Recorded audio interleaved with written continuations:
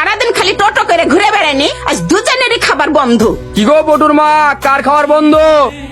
এই তোদেরকে না পদ্মার পাড়ে আসতে মানা করেছি, এ পদ্মাতে তোদের বাপকে খেয়েছে, তোরা এসেছিস মরার জন্য এই পদ্মাতে। হ্যাঁ, উঠ চল বাড়ি চল, খেলাই বন্ধ করে দেবো। আমার ঘর ভাঙলি কেন? আমি যাবো না বাড়ি, তুই যা।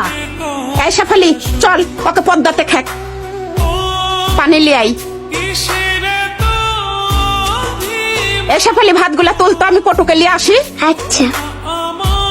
পটু, ও পটু, পটু, ও পটু রে, ওই আবুল ভাই, কি হয়েছে গো পটুর মা? আমার পটুকে পদ্মাতে খাইয়ে নিয়েছে গো, শিগগিরই এসো। এ গ্রামবাসী কে কোথায় আছো? এদিকে আসো, পটু খাই নিয়েছে পদ্মাতে।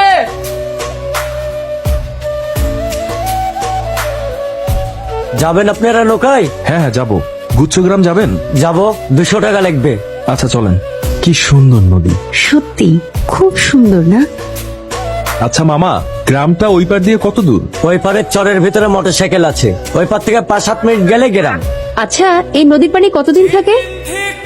2-3 মাস। আচ্ছা মামা, আপনার দৈনিক ইনকাম কত? 400-500 টাকা। বলেন কি, এই দিয়ে কি সংসার চলে? কি করবো মামা, চলে না তো চালিয়ে নিতে হয়।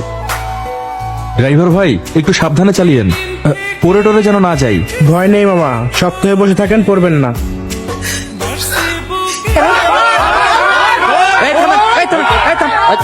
আপনাদের তো ঠিক চিনতে পারলাম না।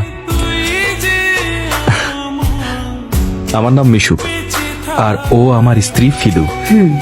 আমরা কমিউনিটি ওয়েলফেয়ার থেকে এসেছি। এটা একটা উন্নয়ন সংস্থা। আমরা বাংলাদেশের বিভিন্ন গ্রামে যাই, অনুন্নত এলাকায় যাই এবং আমাদের অফিস সেই এলাকার উন্নয়ন নিয়ে কাজ করে। যদি কিছু মনে না করেন, আপনাদের পরিচয়টা জানতে পারি? আমি আব্দুল জব্বার, এই এলাকার মোড়ল। বলতে পারেন আমি সবার দেখভাল করি। তোরা সব দাঁড়িয়ে আছিস কেন? একে একে সবার পরিচয়টা বল। আমি লালু। আমি বঙ্কা। আমি যেগুলো সার, আমি বধু। আমি জমেলা। আমি এই গ্রামের সবাইকে। আর বলতে হবে না। দেখেছেন স্যার, এক একটা দুষ্ট শয়তান বদমাইশ।